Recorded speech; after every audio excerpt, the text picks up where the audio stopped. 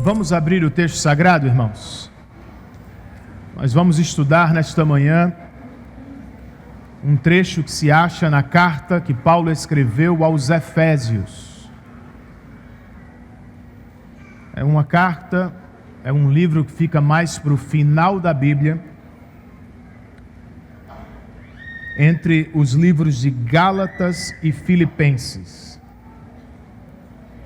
Efésios, capítulo de número 3. Nós vamos estudar do verso 14 ao verso de número 21.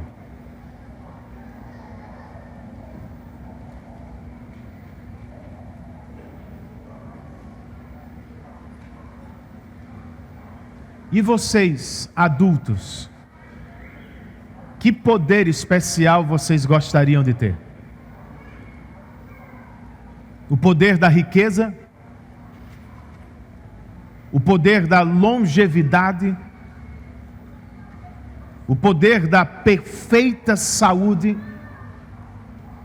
O poder do sucesso profissional?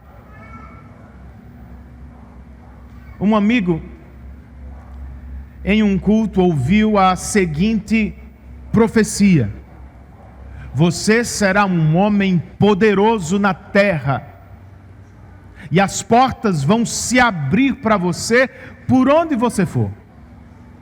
Dias depois, este amigo foi ao banco, e não é que as portas do banco se abriram para ele automaticamente.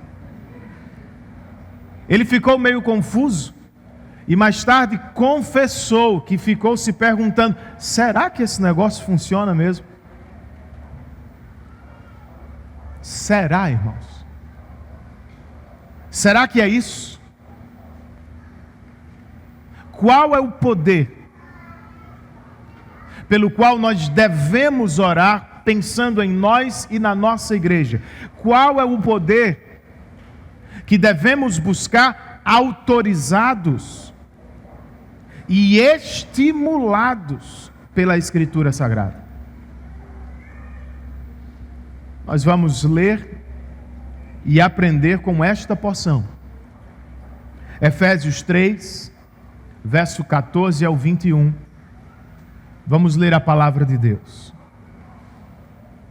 Por essa razão, ajoelho-me diante do Pai, do qual recebe o nome toda a família nos céus e na terra.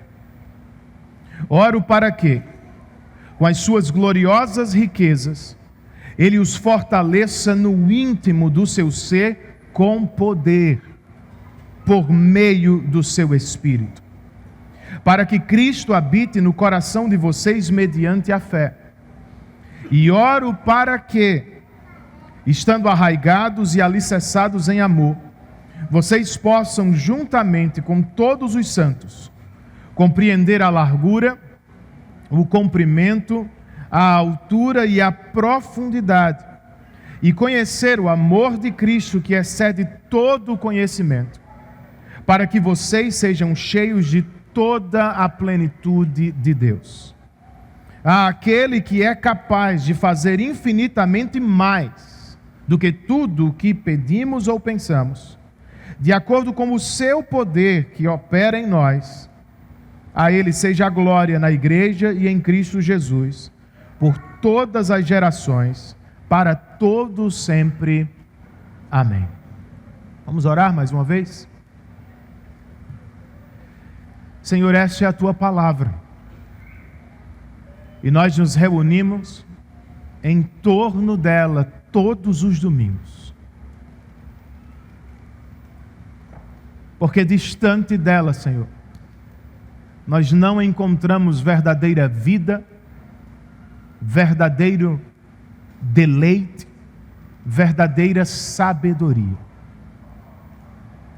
Então agora nós te rogamos pela assistência de Teu Espírito e por iluminação do alto, que crianças, jovens, adultos e senhores ouçam e recebam a Tua palavra com fé, que o Senhor promova no nosso meio, por meio dela e por ação de teu Espírito, profundas e duradouras transformações.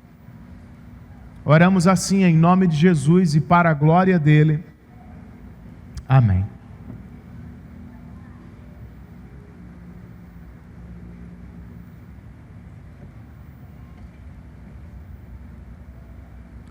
Os escritos do apóstolo Paulo geralmente são divididos em duas partes: doutrina e ética, ou exposição e aplicação. No caso de Efésios, os capítulos 1, 2 e 3 formam a primeira parte, e os capítulos 4, 5 e 6 formam a segunda. Entre as duas, acha-se a nossa passagem, que funciona como uma transição. A transição, por sua vez, é feita por meio de uma oração, como vocês perceberam. Na verdade, esta é a segunda oração de Efésios. Mais cedo, no capítulo 1, o apóstolo orou por iluminação espiritual. Agora, porém, ele ora por poder espiritual. É pelo que também devemos orar mais. Como os Efésios, nós todos precisamos de oração. E como o apóstolo, nós todos temos que orar por poder espiritual. Pensando em nós, na nossa casa e em nossa igreja local. Pastor, mas o que significa? Nós vamos aprender com o apóstolo nesta porção, irmãos. Em primeiro lugar, eu quero que notemos o fundamento da oração do apóstolo. Os versos 14 e 15, vamos voltar ao texto, registram: por essa razão, ajoelho-me diante do Pai, do qual recebe o nome toda a família nos céus e na terra. Por essa razão. Qual? Qual é a razão? Ou o que motiva a oração do apóstolo aqui? Se voltarmos aos parágrafos anteriores, nós vamos perceber que Paulo está dissertando sobre como Deus salvou dois povos, judeus e gentios, e mais, sobre como Deus fez dos dois povos um único povo, o seu povo particular. Por essa razão, portanto, significa algo como: eu sei, irmãos, o que Deus fez por nós. E eu conheço a vontade de Deus para o seu povo. Por essa razão, eu oro. Por essa razão, eu ajoelho-me diante do Pai. Alguém me perguntou recentemente sobre a posição certa para se orar. A posição dos judeus comum era orar de pé. Eles só se colocavam de joelho em situações de extrema necessidade.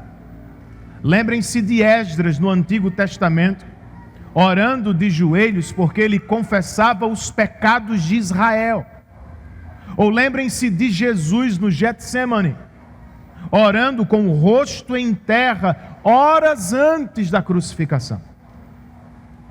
Como eles, Paulo dobra os joelhos e clama pelos efésios, porque julga que o tema de sua oração é de suma importância. Mas a quem Paulo ora, gente? A quem Paulo clama? Paulo ora ao Pai, do qual recebe o nome toda a família nos céus e na terra. O Deus a quem Paulo se dirige não é só o Criador dos céus e da terra. Não é só o soberano do universo. O Deus com quem Paulo conversa aqui é o Pai dos crentes. O Pai dos crentes que já estão no céu e o Pai dos crentes que ainda se acham na terra. A igreja triunfante nos céus e a igreja militante na terra, embora estejam momentaneamente separadas, são as duas partes de uma mesma e grande família. A família do nosso Deus e Pai. É a este Deus que Paulo ora. No verso 16 dizendo: oro para que, com as suas gloriosas riquezas. Aos Filipenses, o mesmo apóstolo escreveu: o meu Deus suprirá todas as necessidades de vocês, de acordo com as suas gloriosas riquezas em Cristo Jesus. São orações diferentes, feitas pelo mesmo homem e com a mesma confiança. Os recursos do nosso Deus e Pai são inesgotáveis. Será que é como oramos, gente? Oramos como o apóstolo? Temos por fundamento as mesmas coisas? Se nós queremos crescer em nossa vida de oração, nós precisamos conhecer a vontade de Deus. Paulo conhecia bem. Ele sabia o que Deus tinha feito. E ele sabia o que Deus esperava de seu povo. Por essa razão, eu oro. Sabe por que muitas das nossas orações não são atendidas? Por isso. Nós não oramos por essa razão.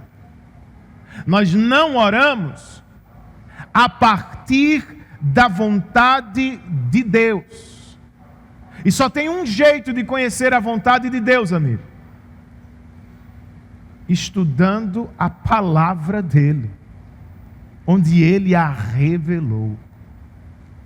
Se o fizermos, rapidamente vamos descobrir que Deus está muito mais interessado em nossa santidade do que em nosso conforto. Que Ele se deleita muito mais na pureza da igreja do que no bem-estar material de seus membros. Que Ele se manifesta mais claramente aos homens e mulheres que buscam o seu reino em primeiro lugar, do que aos homens e mulheres cujos horizontes giram em torno do próprio sucesso. Que Ele está muito mais profundamente comprometido em aumentar nossa fé do que em aumentar nossa riqueza material. Nós precisamos orar a partir da vontade de Deus. Nossas orações seriam mais atendidas. Se queremos crescer em nossa vida de oração, nós também precisamos conhecer, é óbvio, o próprio Deus. Ajoelho-me diante do Pai, disse o apóstolo. Você realmente conhece a Deus? Você o vê, o trata não só por soberano do universo, mas também por Pai adotivo, que te ama de maneira especial em Cristo Jesus. É um convite à intimidade, amigo. Da próxima vez que se aproximar de Deus em oração, lembre-se do que disse Jesus: não se preocupem, dizendo: que vamos comer, que vamos beber, que vamos vestir. Os pagãos é que correm atrás dessas coisas, mas o Pai Celestial sabe que vocês precisam dela. Lembrem-se do que ele disse em outro lugar: se vocês, apesar de serem maus, sabem dar boas coisas aos seus filhos, quanto mais o Pai de vocês, que está nos céus, dará coisas boas aos que lhe pedirem. Se queremos crescer em nossa vida de oração, precisamos conhecer a vontade de Deus e precisamos conhecer o próprio Deus intimamente. E mais, queridos, nós precisamos confiar em seu estoque inesgotável de graça. A mão do nosso Deus não está encolhida, gente. Seus ouvidos não estão impedidos. Os celeiros do Senhor não estão vazios. Eles se parecem mais com os celeiros de José no Egito. Há muito mais. Leve o quanto precisar. Duvidar da provisão espiritual de Deus é duvidar do próprio Deus. É depreciar a oferta que Ele nos fez em Cristo.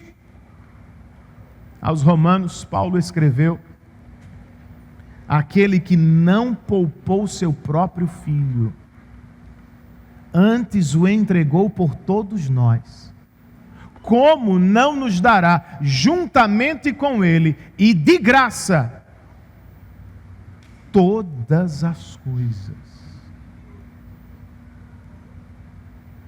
O nosso Deus tem tudo o que precisamos para viver a vida cristã, até o último dia, irmãos. Esse é o fundamento da oração do apóstolo. Em segundo lugar, eu quero que notemos a petição da oração do apóstolo. Na verdade, são duas. A primeira aparece nos versos 16 e 17, parte A.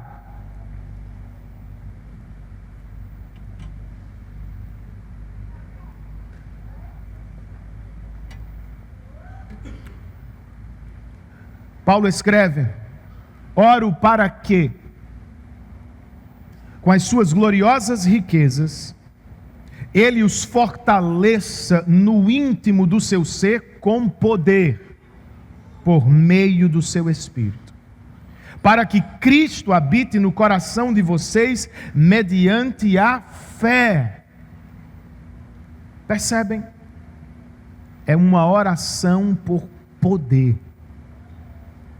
Que Deus os fortaleça no íntimo do seu ser com poder por meio do seu Espírito. A natureza deste poder é espiritual, pois é mediado pelo Espírito de Deus. E a esfera de sua atuação é o íntimo do ser, ou como se acha em outras versões, é o homem interior. Agora, qual é o propósito da petição? Por quê? Ou melhor, para que Paulo pede a Deus por poder espiritual? Nós lemos: para que Cristo habite no coração de vocês. Há dois verbos no grego que podem ser traduzidos por habitar. Um deles é mais fraco e significa algo como pernoitar. O outro é mais forte e significa residir. Aqui Paulo emprega o segundo. Ele não quer que Cristo visite os crentes de vez em quando como faz um viajante. Ele quer que Cristo habite permanentemente em seus corações como faz um proprietário. Pastor, mas ele já não habita no coração dos crentes? Um comentarista escreve: a habitação de Cristo é uma questão de intensidade. Onde Cristo habita, Ele tem de reinar cada vez mais. Essa foi a primeira petição. Qual é a segunda? Entre os versos 17b e 19, nós lemos: e oro para que, estando arraigados e alicerçados em amor, vocês possam, juntamente com todos os santos, compreender a largura, o comprimento, a altura e a profundidade, e conhecer o amor de Cristo que excede todo o conhecimento, para que vocês sejam cheios de toda a plenitude de Deus. Essa é uma petição por conhecimento. Para que vocês possam compreender as dimensões e conhecer o amor de Cristo. Percebam, essa não é uma oração sobre amar mais a Cristo. Poderia ser, é importante que assim oremos também, mas não é o caso. Essa oração é sobre conhecer o amor de Cristo por nós. É sobre conhecer mais e mais o amor do Salvador por seu povo. As dimensões, largura, comprimento, altura e profundidade, transmitem a ideia de amor ilimitado. E o verbo conhecer ressalta não só o conhecer intelectual, gente, mas principalmente o conhecer experiencial que se dá no coração. Eu oro para que vocês conheçam o amor de Cristo por vocês. Com que propósito Paulo faz essa petição? O propósito da primeira foi para que Cristo habite no coração de vocês. O propósito desta segunda é para que vocês sejam cheios de toda a plenitude de Deus. Plenitude, alguns podem lembrar, é uma palavra-chave, tanto em Efésios como em Colossenses. Em Colossenses, Paulo nos diz que a plenitude de Deus habita em Cristo, e que em Cristo nós chegaremos à plenitude. Essa parece ser a ideia de Efésios, especialmente nesta oração. Pois, como explica um estudioso da língua do Novo Testamento, a preposição grega que Paulo emprega é eis, e ela indica que devemos ser cheios não com a plenitude, mas até chegarmos a ela. Colocando a questão em termos simples, Paulo está orando por nosso crescimento espiritual. Que Cristo habite em vocês, e que vocês possam conhecer o amor de Cristo, a fim de crescerem e se tornarem maduros na fé. É pelo que Paulo pede, irmãos. É pelo que deveríamos orar mais. É o que nós devemos buscar. Como, pastor? Uma primeira sugestão prática, segundo o que lemos, é: nós precisamos orar e buscar crescer na experiência do amor de Cristo por nós. Você ouviu bem? Eu disse experiência. O exagero de alguns grupos cristãos não pode nos impedir de experimentar mais e mais o amor de Cristo por nós. Se você não se lembra, há na Bíblia espaço, lugar para a experiência. O salmista Asaf, por exemplo, canta: a quem tenho eu nos céus senão a ti, Senhor? E na terra, nada mais desejo além de estar junto a ti. É uma experiência. O salmista Davi escreve: uma coisa pedi ao Senhor e é o que procuro, que eu possa viver na casa do Senhor todos os dias. Para quê? Para contemplar a bondade do meu Deus. O próprio Paulo, nesta mesma carta, mais adiante, vai dizer: não se embriaguem com um vinho que leva à libertinagem. Antes, sejam cheios do Espírito Santo. São experiências, irmãos. E aqui o apóstolo está dizendo que nós precisamos crescer na experiência espiritual do amor de Cristo por nós. É claro que isso não pode acontecer sem a Escritura, porque, de novo, é na Escritura onde se acha revelado objetivamente o amor de Cristo por nós. Só que nós precisamos crescer, partir do conhecimento intelectual do amor de Cristo para o conhecimento experiencial deste amor no coração. Você já viveu algo do tipo? Você está lendo a Bíblia e de repente vai às lágrimas, porque você não só entendeu o que Deus fez por você em Cristo, mas você está sentindo o amor de Cristo por você. Ou você está sofrendo com doenças, injustiças, maldade, pressões deste mundo. Quando de tanto meditar no amor de Cristo por você, você meio que se vê pensando, desejando estar ao lado dele na eternidade. São experiências, irmãos.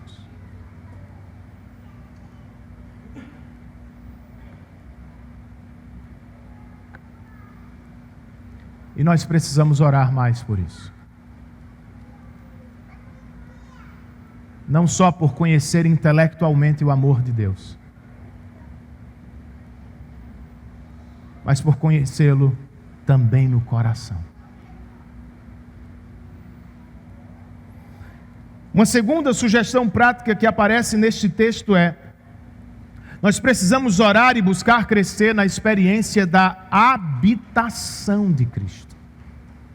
De novo, nós estamos falando de uma experiência que se dá no interior e que é mediada pelo Espírito. Lembre-se, Cristo não quer nos visitar de vez em quando. Espero que você não se choque com isso. Cristo quer nos possuir permanentemente. O que significa na prática, pastor? Que Ele quer nos liderar, que Ele quer nos transformar, que Ele quer colocar a nossa casa em ordem, segundo a vontade dEle. Só que tem um baita problema aqui. Naturalmente, nós não aceitamos este movimento dEle. Por natureza, nós somos egoístas. E no cerne do pecado, como eu disse semana passada, há o forte desejo de ser como Deus. Nós não queremos ser liderados. Nós queremos liderar. Nós não queremos ser transformados à imagem ou segundo a vontade de Deus. Nós queremos transformar as pessoas segundo a nossa vontade.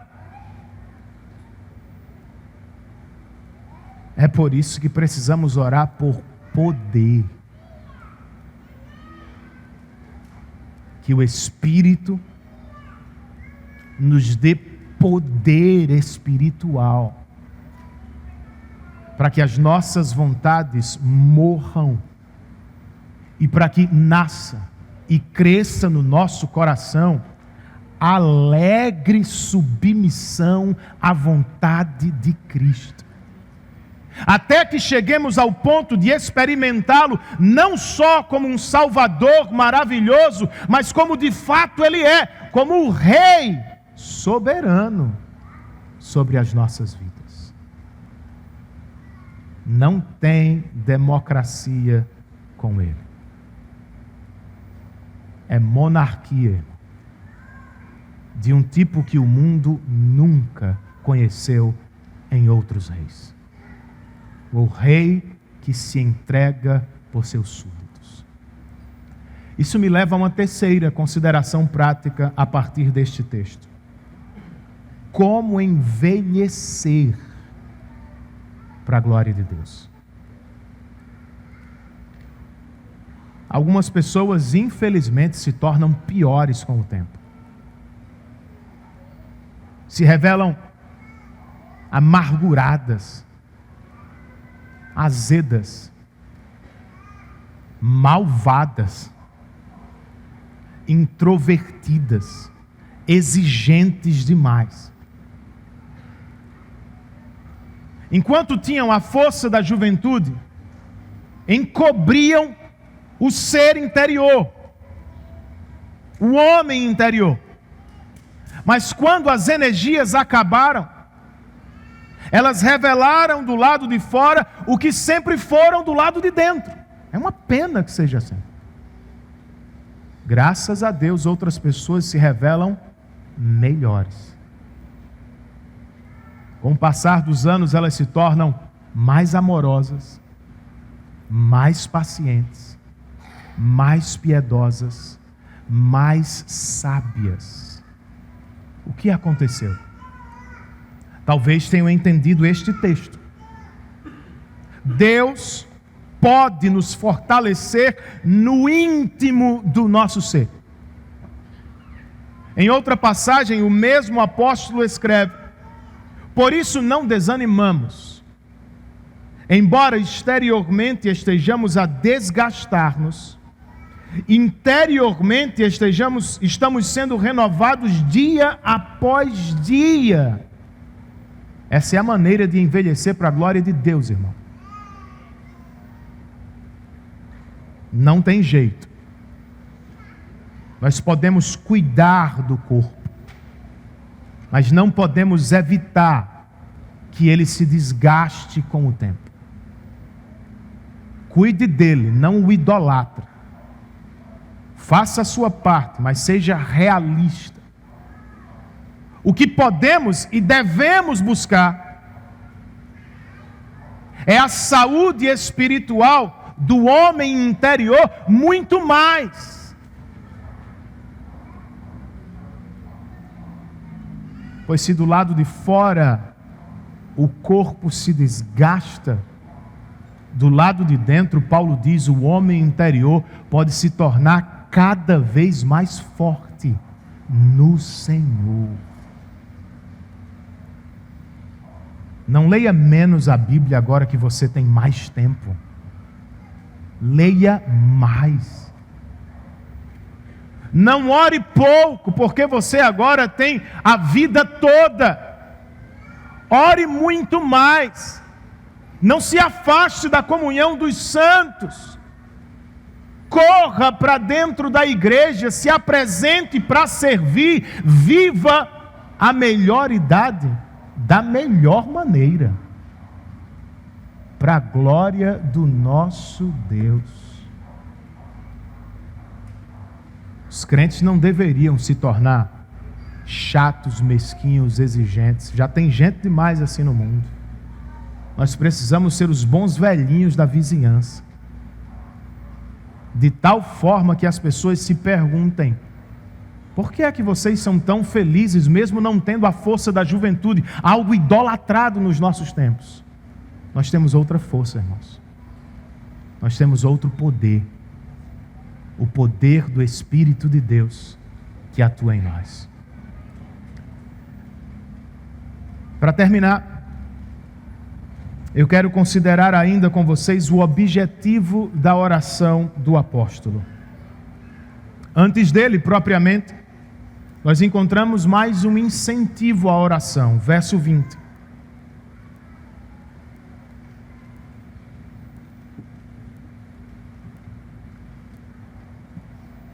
Aquele que é capaz de fazer infinitamente mais do que tudo o que pedimos ou pensamos, de acordo com o seu poder que atua em nós.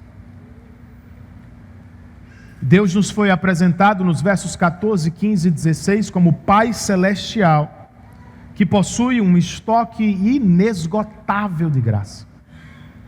Agora, no verso 20, o apóstolo nos lembra que ele é plenamente capaz de atender às nossas orações. Nada lhe falta, nada lhe é impossível de realizar. Deus tem o que o seu povo precisa e Deus pode atender às suas orações. Isso é um incentivo, irmãos. Mas e quanto ao objetivo da oração? Verso 20. Paulo termina este texto maravilhoso como o seguinte: a Ele seja a glória na igreja e em Cristo Jesus, por todas as gerações, para todos sempre. Amém. A oração não tem por objetivo a promoção da nossa glória, ou da glória desta igreja local. O objetivo da oração do apóstolo, e o objetivo também da nossa oração, deve ser sempre a promoção da glória de Deus. O poder espiritual do qual precisamos vem dele. Consequentemente, é a Ele que devemos tributar honra, glória e louvor por tudo o que recebemos de suas mãos. O objetivo da oração é que Deus receba cada vez mais glória, não só em nossa igreja local, como vocês leram, mas em toda a igreja de Cristo, por todos os séculos, e isto de maneira crescente, por todo o tempo em que estivermos com Ele. De novo eu te pergunto, será que é como o apóstolo que nós oramos? Qual é o objetivo, irmãos, das nossas orações? Oramos para que Deus receba a glória mesmo? É triste, mas a verdade é que podemos tropeçar ao fim da oração. Nós podemos até fazer petições bíblicas, mas com as motivações erradas. Você pode pedir por santidade apenas para se exibir. Eu posso pedir por conhecimento só para ser admirado pelos homens. Nós podemos pedir por coisas boas, como trabalho, família e saúde, pensando em nosso reino em primeiro lugar e não no reino de Deus. Percebem o perigo? Fazemos bem quando testamos o objetivo das nossas orações. Por que queremos o que queremos? Ou o que queremos com as nossas orações? Que Deus de fato receba a glória, por ser visto como um Deus generoso e poderoso, ou que nós recebamos a glória pelo que Ele nos deu? É claro que precisamos orar pelos nossos filhos. mas não para sermos admirados como bons pais, mas para que Deus receba mais glória no mundo, por meio de filhos crentes e piedosos. É claro que devemos orar por nossa igreja local, mas não para que ela seja conhecida em João Pessoa como a igreja X, Y, Z, melhor nisso, naquilo. Não! Nós precisamos orar, irmãos, para que os nossos crentes vivam de maneira tal que Cristo receba mais glória durante a semana, aqui na nossa cidade e por onde quer que tenhamos missionários espalhados pelo mundo. E que oremos por tudo isso com muita confiança. Nosso Deus, segundo Paulo, é capaz de fazer infinitamente mais do que tudo o que pedimos ou pensamos, de acordo com o seu poder que opera em nós. Me permitam ler as palavras de John Stott sobre a capacidade de Deus de responder às nossas orações. Comentando o texto, ele escreve: Deus é capaz de fazer, pois Ele não está ocioso. Deus é capaz de fazer o que pedimos, pois Ele escuta e atende às orações. Deus é capaz de fazer o que pedimos ou pensamos, pois conhece as coisas pelas quais nem ousamos pedir. Deus é capaz de fazer tudo o que pedimos, pois sabe de tudo e tudo pode realizar. Deus é capaz de fazer mais do que tudo o que pedimos, pois suas expectativas são mais altas que as nossas. Deus é capaz de fazer infinitamente mais de tudo o que pedimos, pois sua graça não nos é dada por medidas racionadas. Ela é inesgotável, superabundante, há sempre mais nas mãos do nosso Deus. Você crê nisso? Você realmente ora assim? Eu creio, irmãos, mas sinceramente não como eu devo crer. E eu acho que você não é tão diferente de mim. Ainda bem que Paulo diz que Deus opera tudo isso segundo o poder dele e não segundo o nosso poder.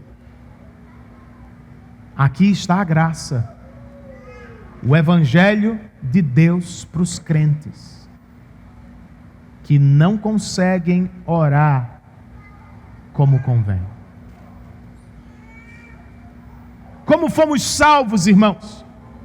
Nós somos salvos da condenação eterna não pelo que fizemos, mas pelo que Cristo fez por nós. De modo semelhante, nossas orações são atendidas não porque oramos perfeitamente, mas porque Cristo morreu, ressuscitou e está à direita de Deus Pai, intercedendo pelos seus. Você não precisa crer perfeitamente, mas a coisa muito importante é você crer. Pois a Bíblia nos diz aqui em Efésios que fé é uma dádiva de Deus.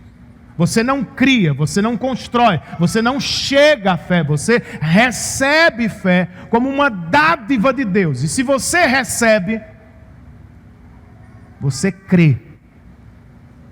Não de maneira perfeita, mas de maneira crescente em Cristo Jesus, como seu único Senhor e Salvador. Você não precisa levantar a mão, vir à frente. Você vai perceber, sua família vai notar, seus amigos vão comentar sobre o assunto. Fulano mudou. O que aconteceu? Ele recebeu fé. Ele parou de olhar para si mesmo como centro do universo e ele começou a olhar para Cristo. Pouco a pouco ele deixa de depender de sua sabedoria e força E ele começa a esperar na força e sabedoria do Senhor. Ele deixa de amar o que amava e passa a amar a Cristo. Esse é o maior poder do universo. O maior milagre pelo qual deveríamos orar. Pelo novo nascimento dos não crentes e pelo crescimento contínuo dos crentes no Senhor. Porque sozinhos, gente, nós não podemos operar nada tão profundo e tão definitivo.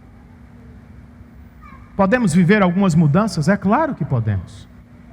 Pessoas sem o Espírito de Deus mudam na vida. Mas transformações completas, profundas, duradouras, na raiz, não. Podemos crescer em várias áreas? É claro que podemos. Podemos crescer na dependência do Senhor. E no ódio pelo pecado sozinhos? Não.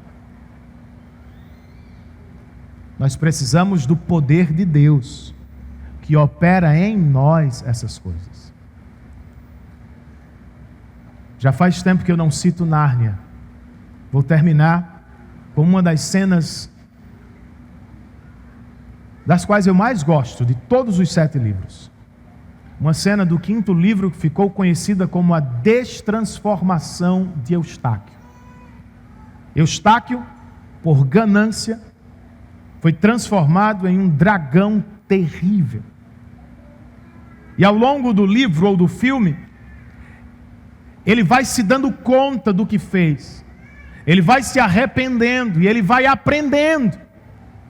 Só que por mais que tente, ele não consegue arrancar a couraça do dragão. Ele não consegue se libertar do corpo do dragão.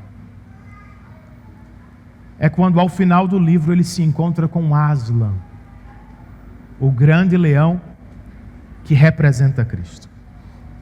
E Aslan, com suas garras poderosas, em uma ação que causa dor, inclusive, mas por amor, Aslan liberta Eustáquio.